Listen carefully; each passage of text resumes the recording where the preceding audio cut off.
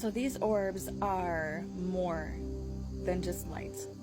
I have been doing deep analysis on the orb that floated into my backyard, the closest encounter that we've had yet, and well, that I know of, because I know that there are beings in other dimensions where I just can't see, and I feel like they are a lot closer than that orb.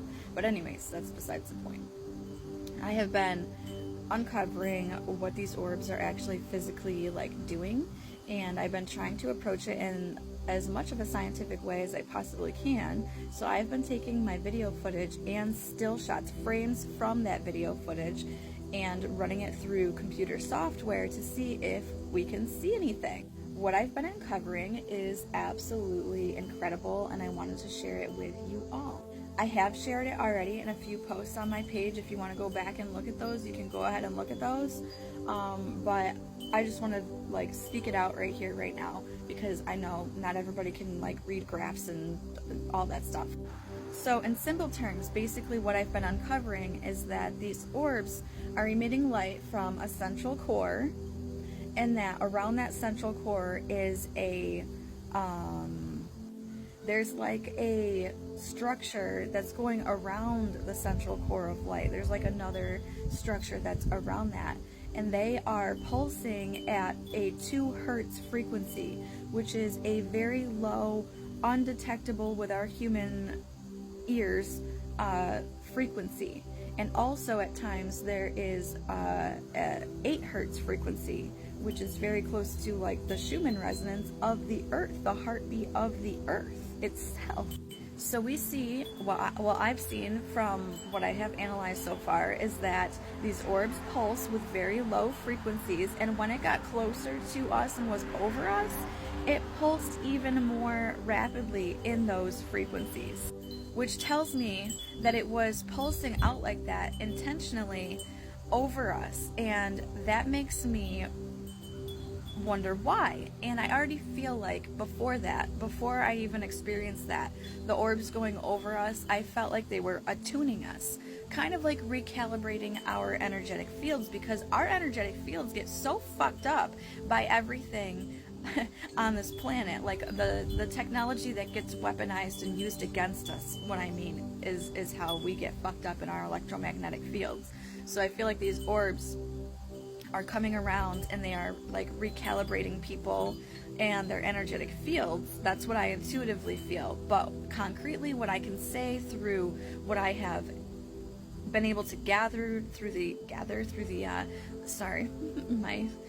let's try that again, because I'm having speaking difficulties. What I've been able, it's still happening. Oh my god. Sorry, sometimes that happens to me.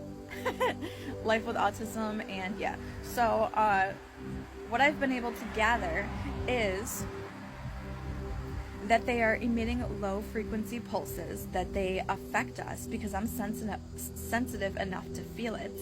And I'm just so excited about this. And that you don't necessarily need to do anything special to have contact, other than be open, curious, and in a state of love, wonder, awe, and openness.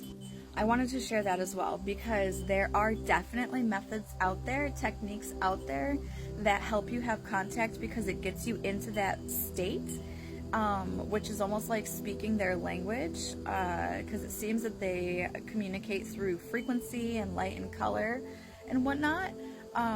But you can connect in any way that works for you. Now, if that means it's a mantra, awesome, use the mantra.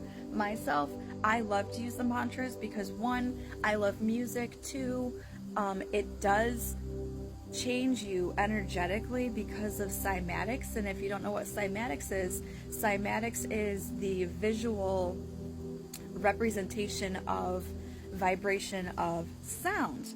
And it's amazing. Like, if you take the ohm sound and you actually see what it looks like through cymatics, the vibrations through either sand or water, it is absolutely incredible.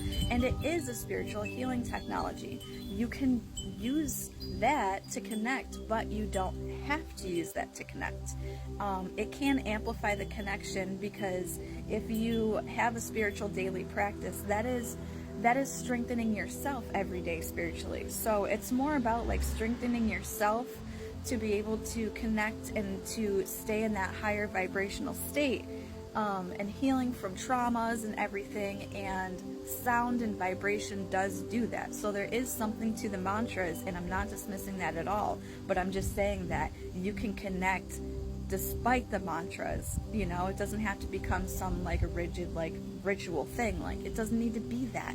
It's just being open, having heart coherence, which just means having a clear signal from your heart, from feeling, not from like thinking, from feeling. So being in a state of love, awe, wonder, gratitude. All I have to do is sit on my back deck and look at the sky and be in awe of the universe and the wonder of nature, and they start appearing. All I have to do is start praying or meditating for people in my life that need it, that need spiritual strengthening and protection, and they show up.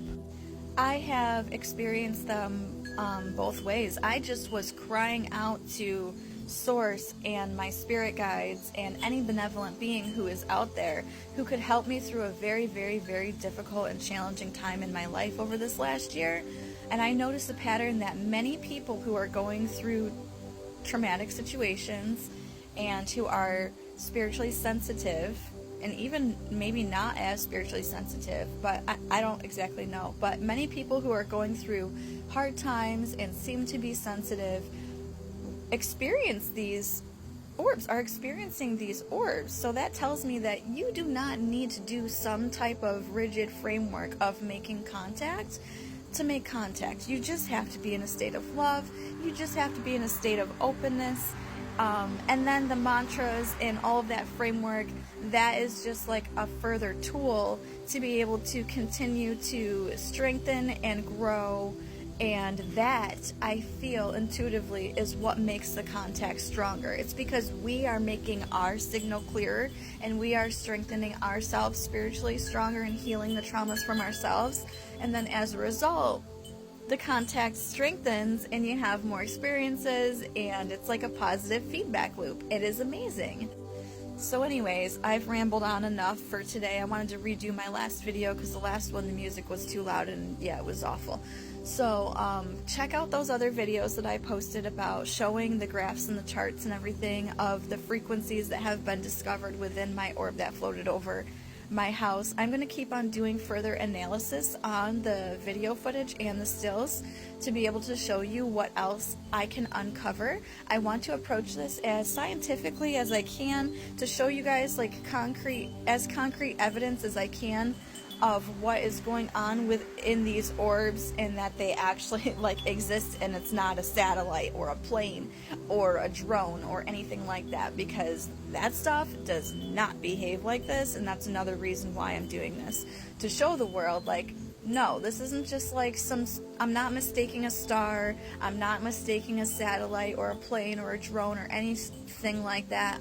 I know what I know I know what I'm experiencing. I have a trained eye at this point because I've been experiencing this all summer, and there are people out there who have been experiencing it for years. So I know that this is a real phenomenon. It's not new, but it is increasing, and more people are becoming aware to it because more people are waking up that there's more to this world and to this life than we have been told. And I think people, that part of it is a part of this whole thing. Like, they're waking people up to show us that there is more to life than what we have been experiencing, and that we have been trapped in this like negative feedback loop of a society for so long, and we need to wake up. But anyways, my video time is over.